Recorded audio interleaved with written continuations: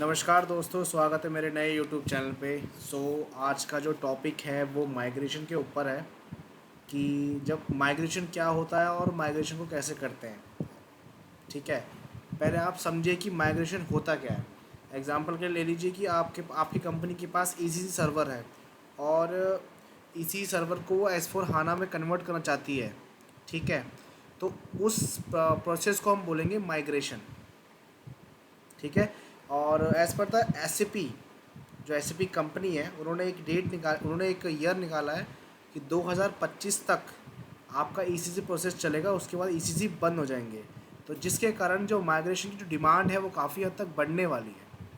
Right, recently we have done the migration project, so that's why मैं आपको उसकी knowledge पूरी प्रोवाइड करना चाहता हूँ। ओके, तो चलिए इसको शुरू करते हैं। तो एग्जांपल ले लीजिए कि आपके पास ईसीसी सर्वर है और इसी सर्वर के अंदर आपके मास्टर डाटा होंगे, आपकी कॉन्फ़िगरेशन होगी, आपके ट्रांजिशन डाटा होंगे। तो आप वो चाहते हो कि वो सारा का सारा ईसीसी से हाना में आ जाए, तो उसके प्रोसेस को हम बोलते हैं माइग्रेशन। ठीक है, तो ये बेसिकली ये हुआ माइग्रेशन का मतलब। अब माइग्रेशन के अंदर बेसिकली दो एक्टिविटी होती है माइग्रेशन में। एक होती है प्री कन्वर्जन और एक होता है पोस्ट कन्वर्जन। प्री कन्वर्जन में बेसिकली हमको ये एक्टिविटीज़ करनी पड़ती है, जैसे balance carry forward, receiver payable का कैरी फॉरवर्ड करना पड़ता है, comparison document, right, stock values, variance. ये सारी एक्टिविटीज़ मैंने लिख रखी है, ये बेसिकली आपको ईसीसी के अंदर करना पड़ता है। अब आप कहेंगे कि ईसीसी पीआरडी में अगर आप कर रहे हो तो ये तो बहुत ही गलत हुआ, क्योंकि उसमें तो प्रोडक्शन का सारा जो बैलेंस, मतलब जो भी एक्टिविटीज हम पीआरडी में अगर ये एक्टिविटी कर रहे हैं तो उनका तो जो रिकॉर्ड है तो वो तो ख़राब हो सकता है उससे।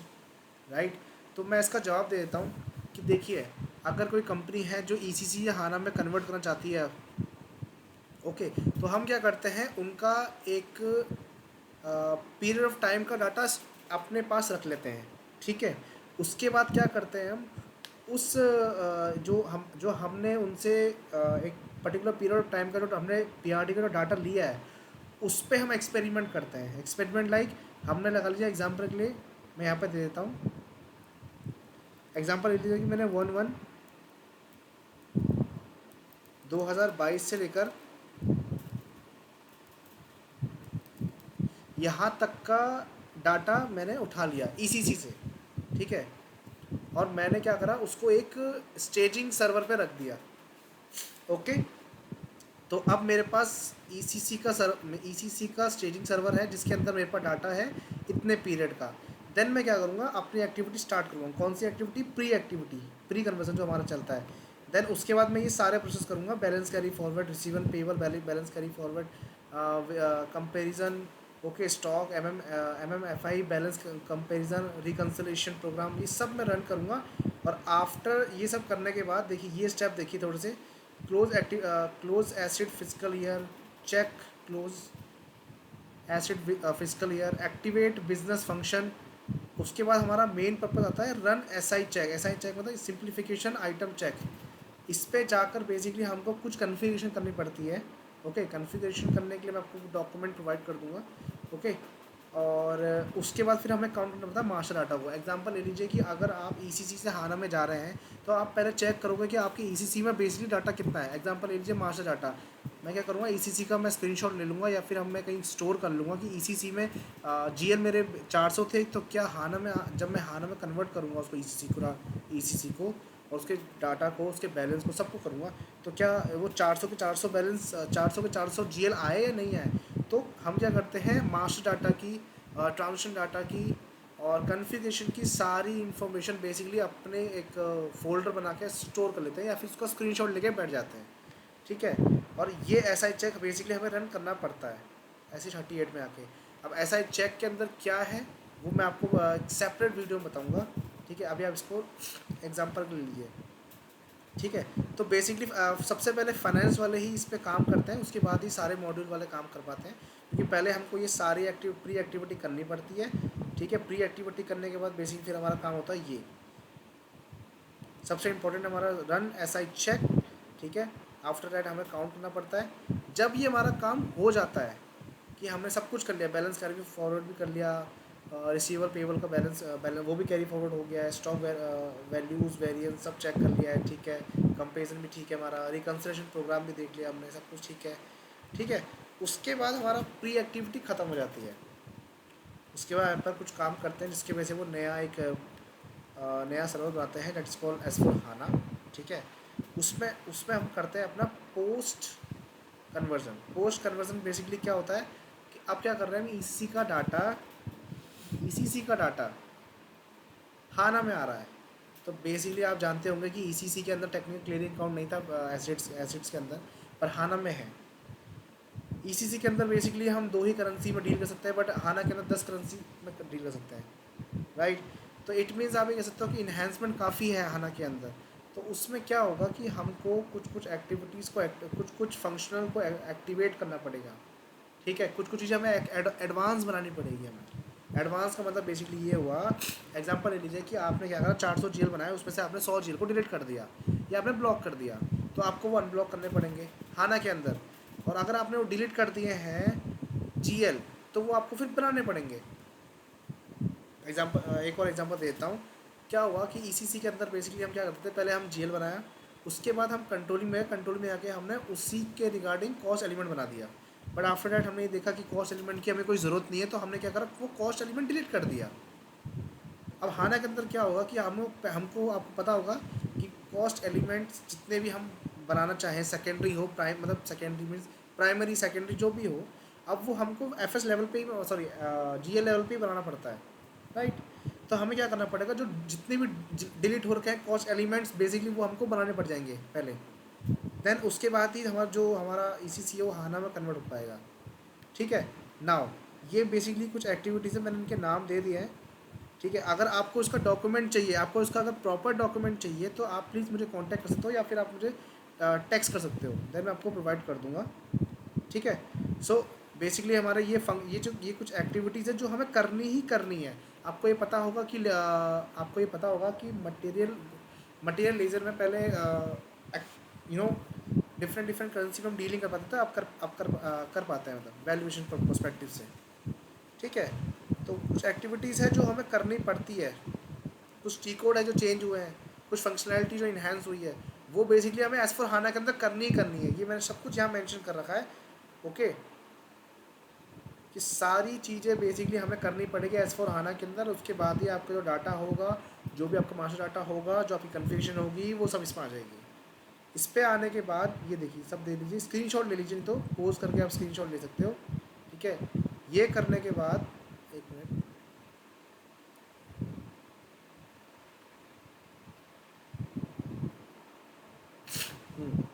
ठीक है। ये करने के बाद बेसिकली अब आपको क्या होता है, बेसिकली आपको 1 मंथ या फिर 15 डेज़ का टाइम मिलेगा, जिसमें आप क्या करोगे, आप ये बोलोगे कि ईसीसी में बेसिकली मेरी ये कॉन्फ़िग थी, अब क्या हाना में वो कॉन्फ़िग आई या नहीं आई।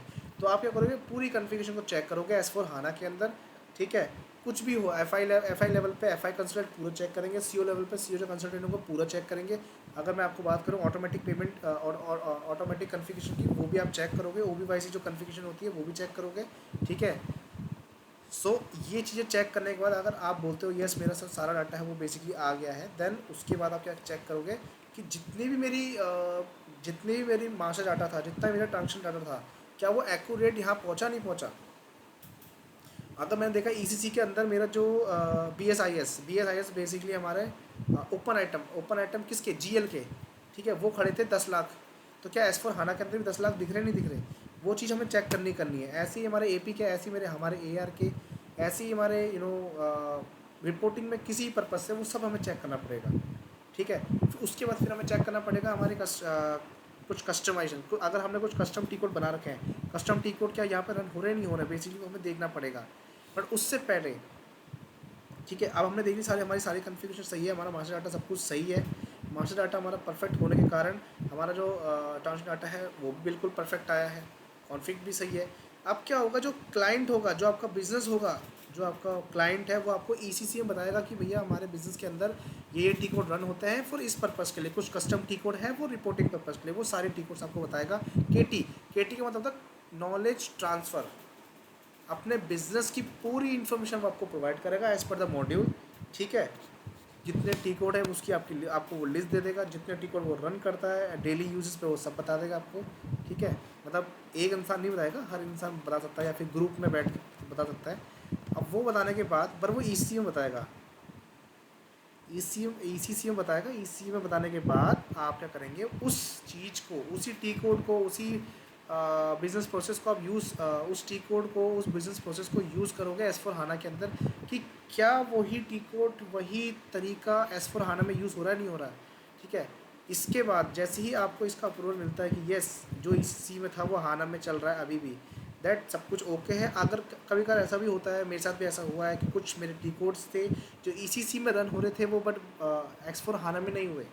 एग्जाम्पल ले लीजिए, बीडीसी का एक रिकॉर्डिंग उन्होंने बना रखी थी फॉर कस्टमर क्लियरिंग के लिए, जो ईसीसी में वो बेसिकली 2 से 3 हज़ार कस्टमर्स के जो डॉक्यूमेंट नंबर होते हैं, डॉक्यूमेंट नंबर बेसिकली क्या करते हैं कि ईसीसी में जाके, ईसीसी में बेसिकली वो बीडीसी यूज़ करता है कस्टमर क्लियरिंग के लिए।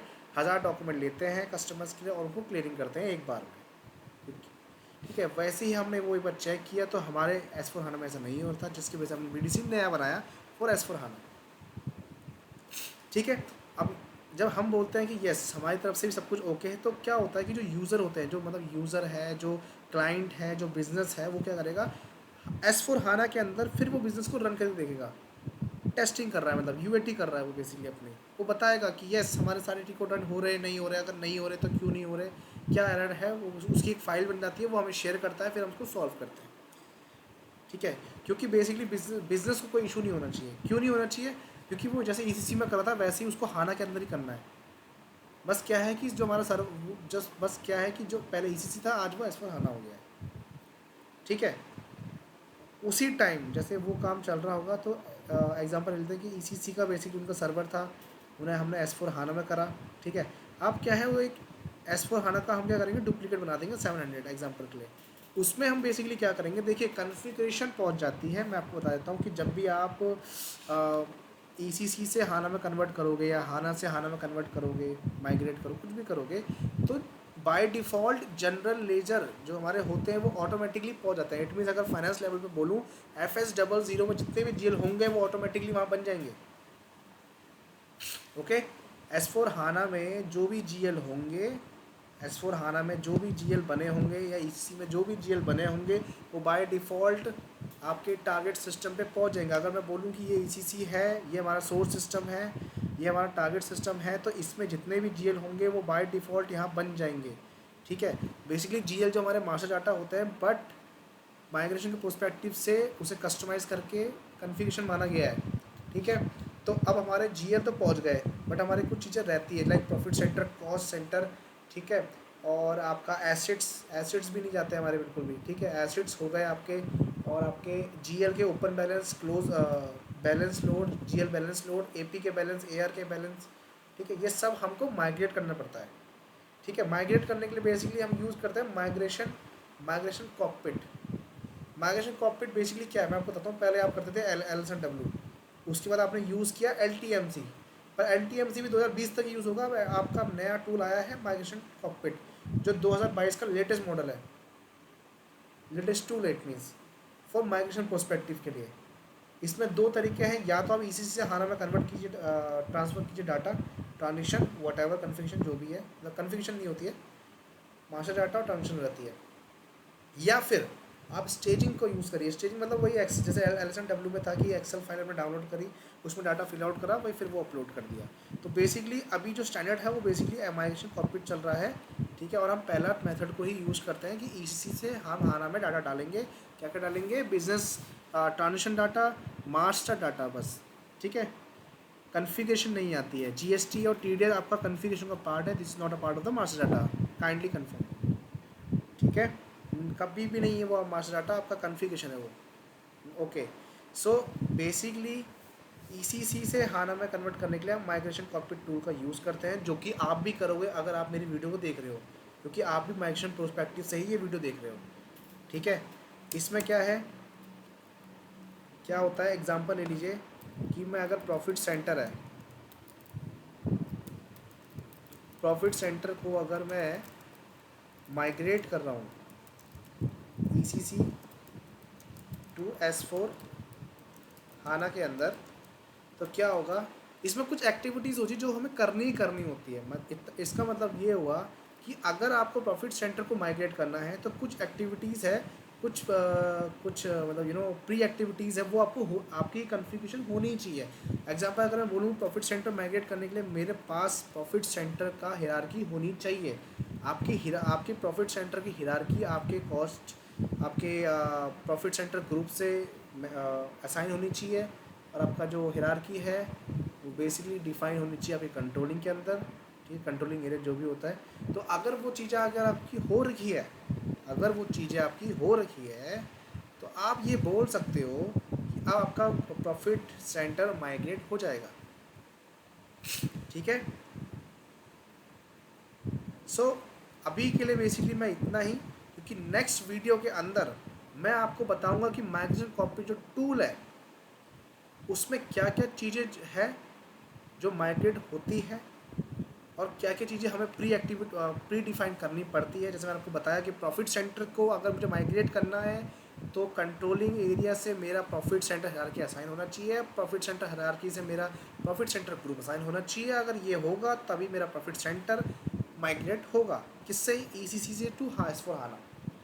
ठीक है, ये चीज़ें बेसिकली पता होनी चाहिए। अगर मैंने इस वीडियो को बड़ा कर दिया तो इसमें दिक्कत है।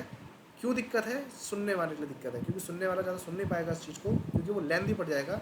तो अगली वीडियो के अंदर मैं आपको बताऊंगा कॉकपिट टूल, माइग्रेशन कॉकपिट जो टूल है उसमें क्या क्या चीज़ें चाहिए होती है, ठीक है, और क्या क्या चीज़ें नहीं आएगी, क्या क्या चीज़ें आएगी, और कहाँ से अब आप ढूंढोगे। मतलब वो डॉक्यूमेंट जो कुछ डॉक्यूमेंट्स होते हैं जिस डॉक्यूमेंट को आप पढ़कर बोलते हो, डेफिनेटली मैं पढ़ के ही बोल रहा हूँ डॉक्यूमेंट, क्योंकि मैंने पढ़ के ही माइग्रेट किया है, तो वो डॉक्यूमेंट भी मैं आपसे शेयर करना चाहूँगा। ठीक है, तो इस वीडियो में सिर्फ इतना ही। अगले वीडियो के लिए धन्यवाद।